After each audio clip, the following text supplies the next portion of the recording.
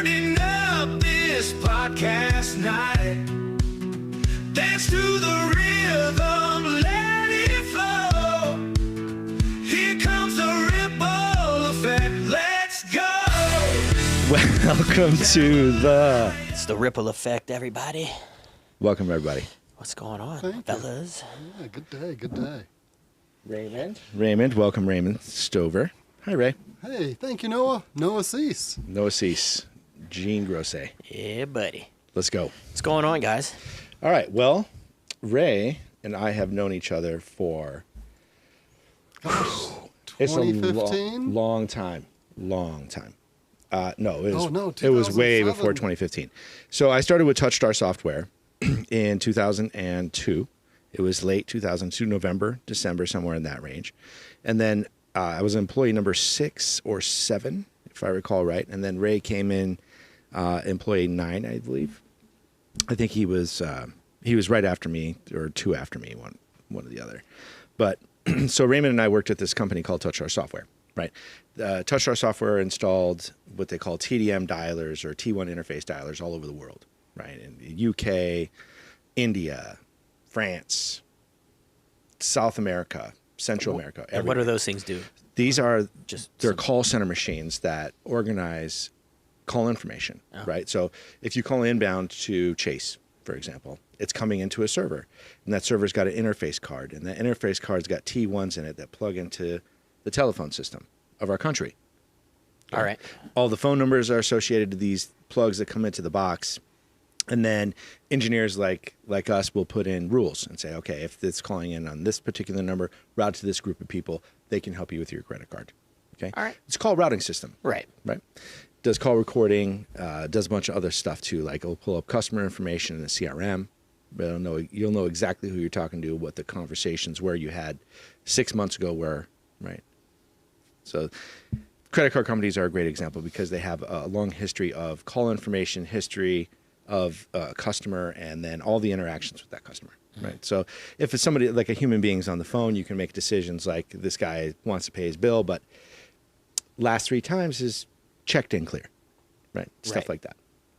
So these call systems are very sophisticated and have helped, who knows, millions and millions of people on a weekly basis either get customer support or find a product or service they didn't know they needed, or car warranty. No, not that one. That's the bad one. And then card member services is also the bad All one. right. But And so this was almost what? So you guys met almost 20 years ago, huh? 18? Yeah. It's 2025. I think it was 03.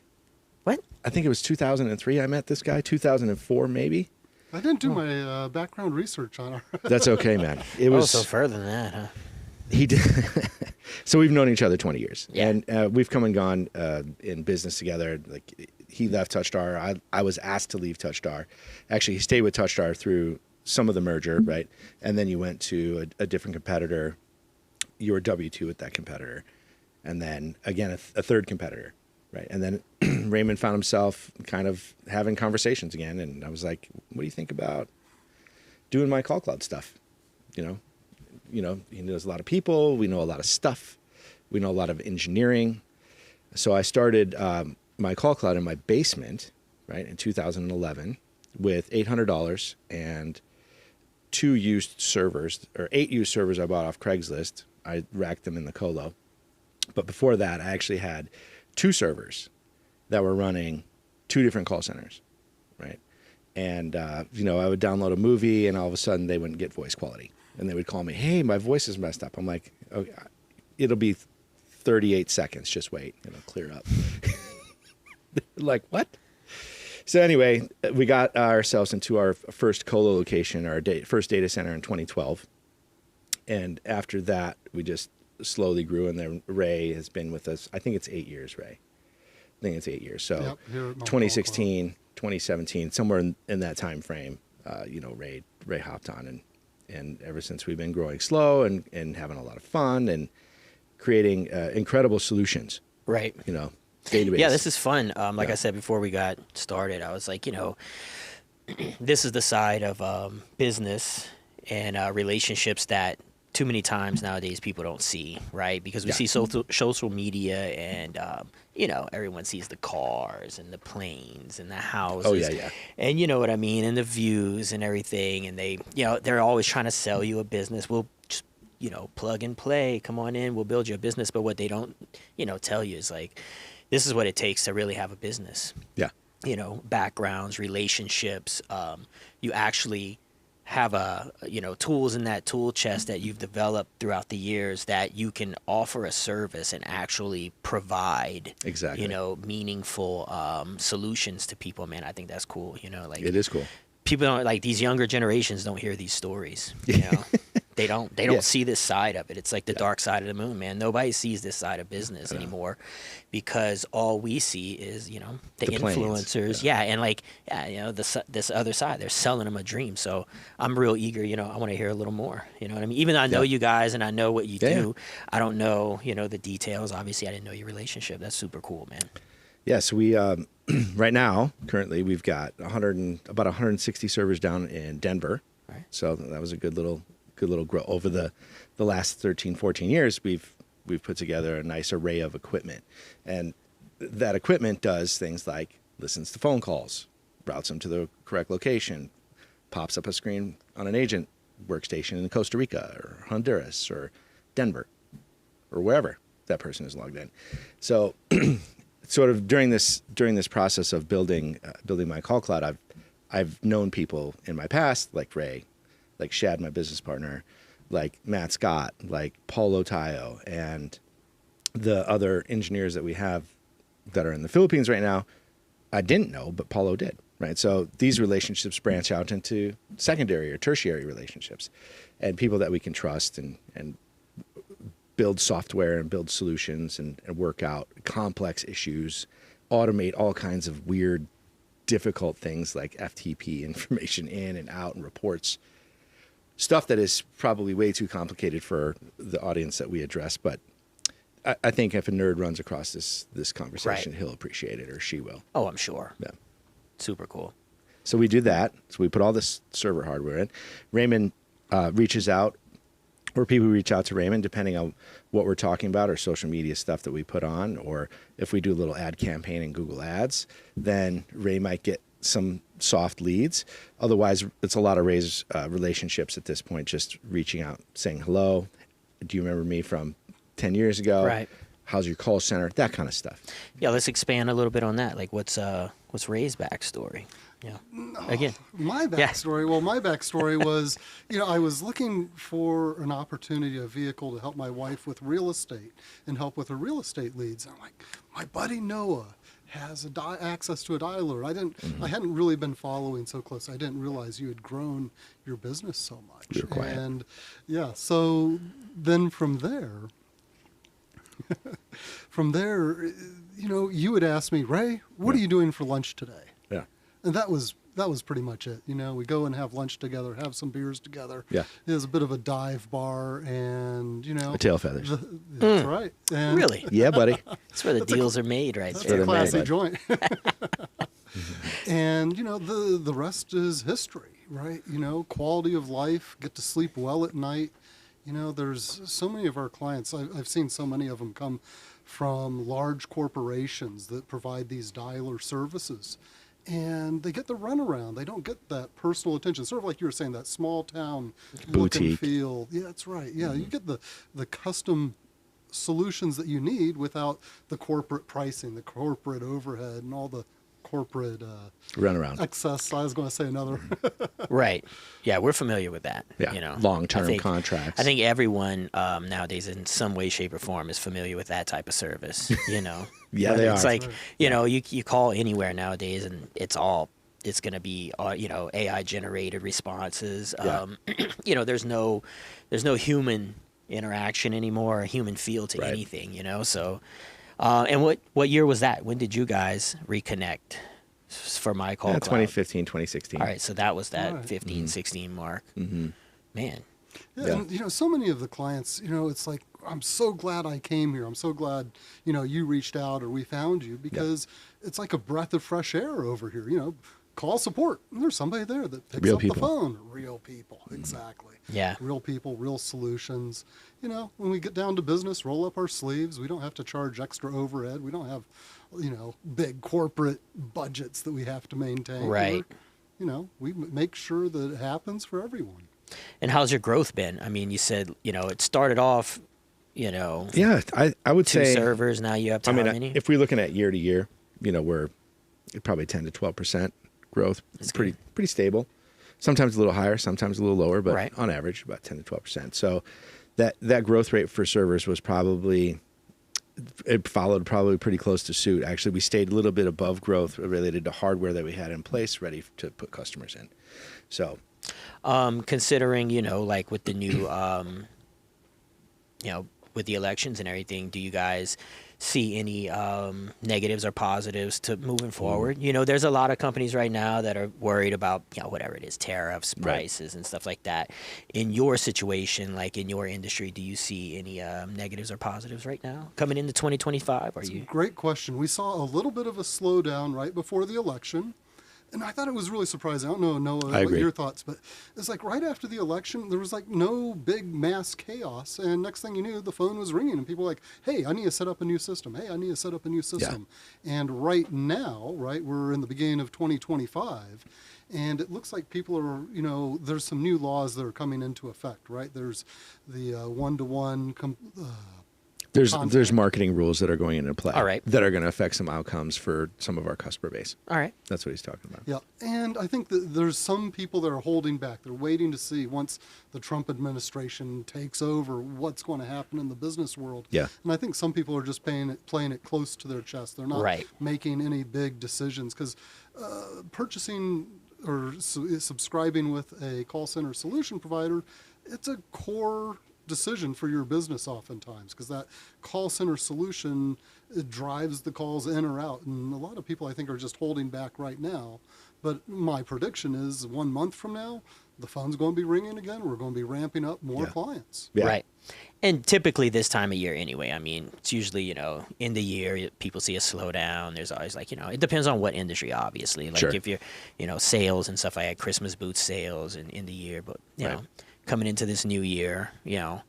But yeah, that's cool. I mean, as long as, you know, It is cool. there's no you don't see any huge negatives on the horizon. I don't think so. I'm just always curious. I'm like, you know, there's some people that are, you know, right, moving forward. It's an exciting time for a lot of businesses, but a lot of uncertainty for others. You know, Yeah. like you said, there's new regulations coming in. Oh, yeah. That's what I was like. I guess it did answer my question. Like, Well, there's- you know, another one of the big threats too is automation, just AI and Yeah. chatbots and that kind of stuff. Here's the thing: is that human element is still baked in and can still be noticed by another human. right. Right. So until they get past the Turing test, right, and you can't tell whether that's a human or not on the other end, Right. then you're still going to have humans taking phone calls on the phone. And we might have another 15 or 20 years of that. Oh yeah, Maybe longer. I have no doubt. You know what I mean? Because Yeah. again, like you said, that human touch. It's going to be hard for people to. We still have another generation or two Yeah. that it's going to be really hard for them to just completely pull away from that. That's what they exactly. expect. That's what they're used to. That's what you're born and raised on. And again, that AI, it doesn't have the same feel. You Right. know, it'll give you the runaround if you're not really specific. Until you give You know, up. if you don't know how to navigate that, like even these chatbots, it's like, man, if you don't know how to navigate it, It's tough. you don't get the answers you're looking for. It's frustrating. People give up. Maybe that's the point. Maybe they want them to give up. Maybe Yeah. customer service works better when you don't have to provide a service. You know? Well, the good chatbots will be able to manage 60%, 70%, eventually 80% of all the calls.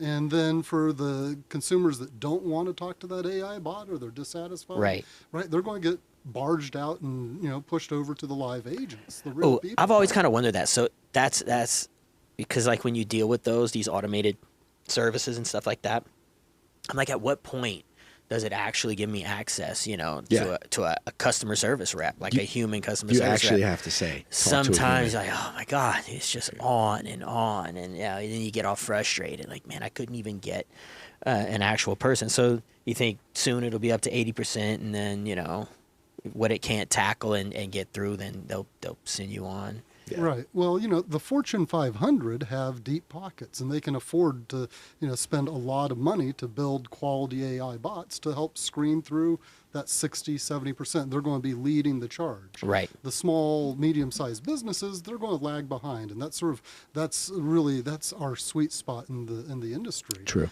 And we're starting to see some early adopters, and it's just that, right? Use AI just for some bulk, get the message out, or, help manage the mass of recordings or the mass of calls that are coming in.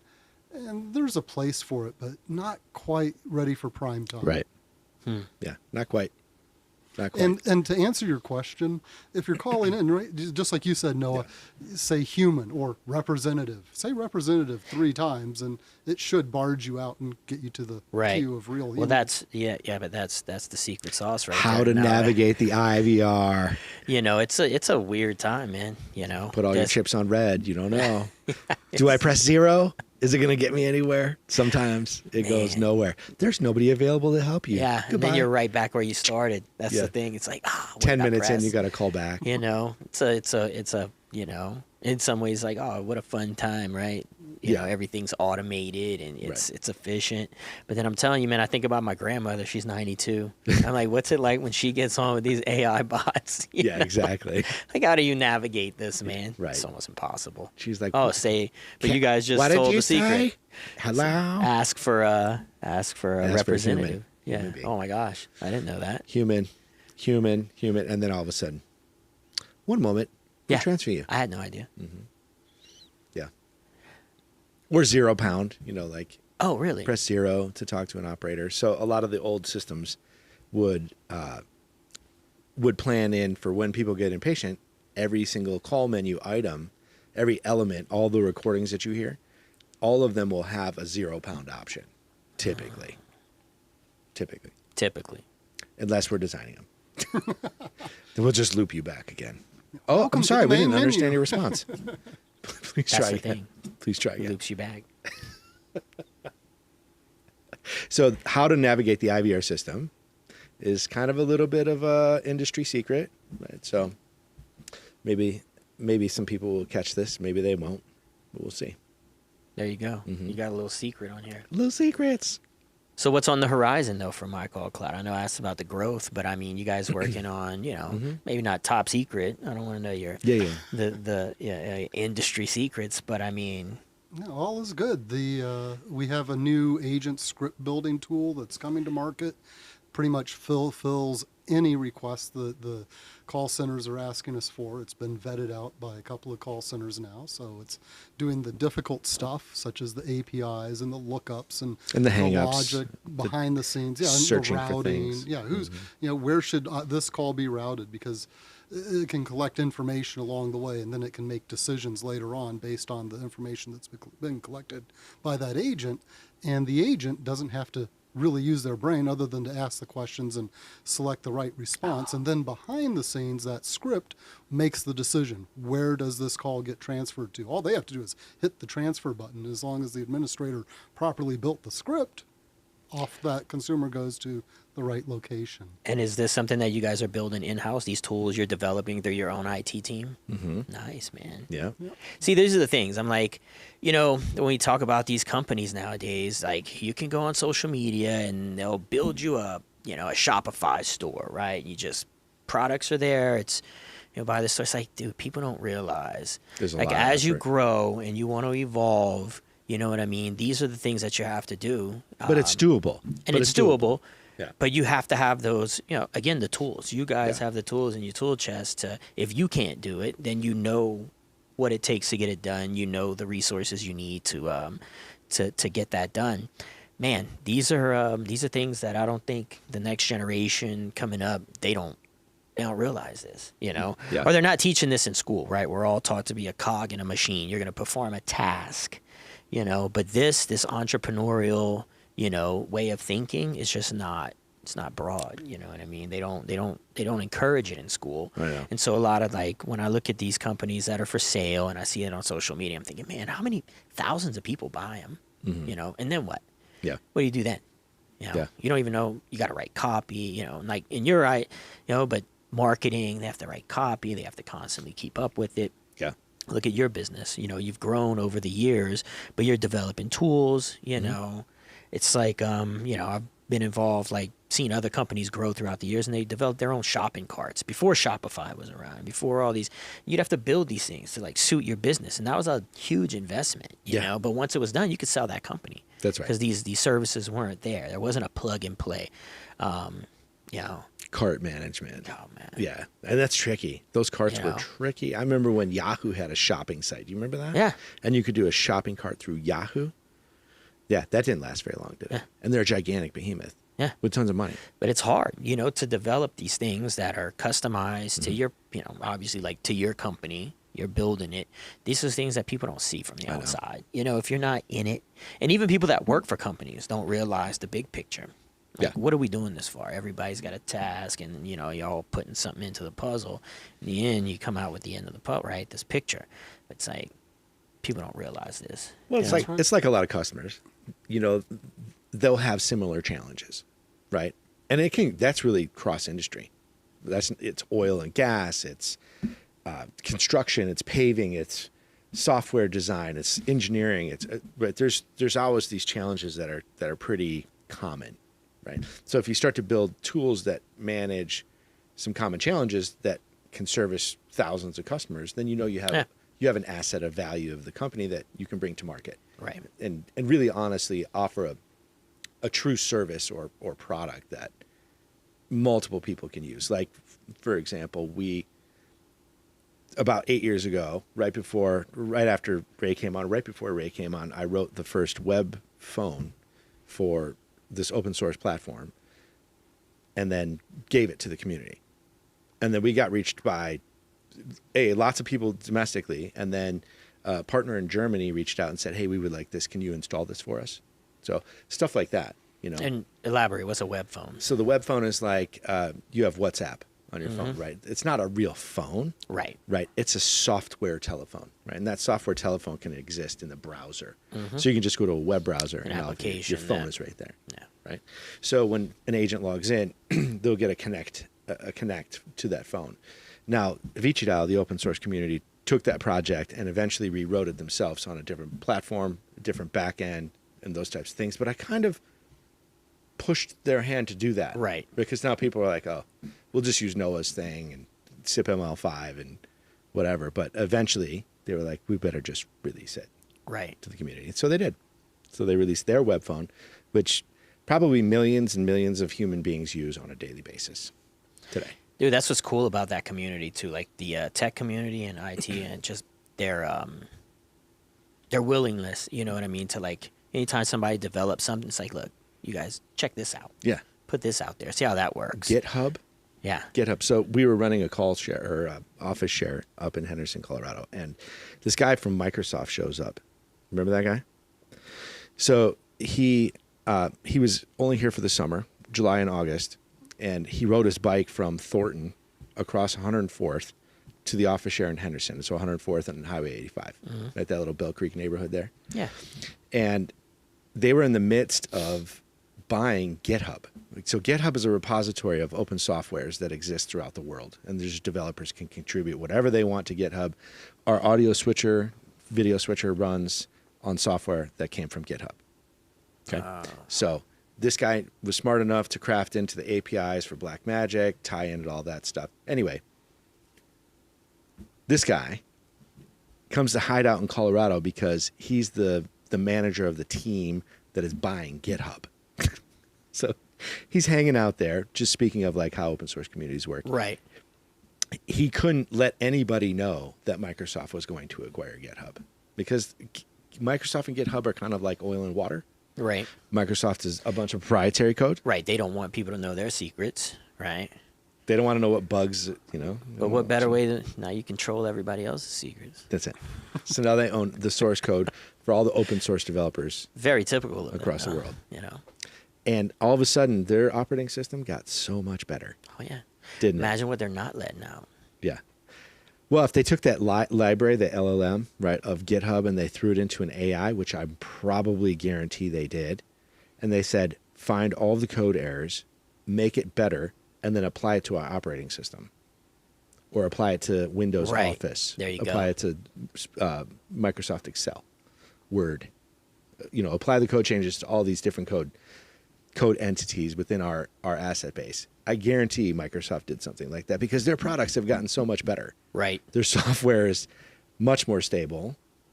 You're not seeing the balloon screen of death almost ever, right? So, they definitely did something with that large language model, for Just sure. watch those updates.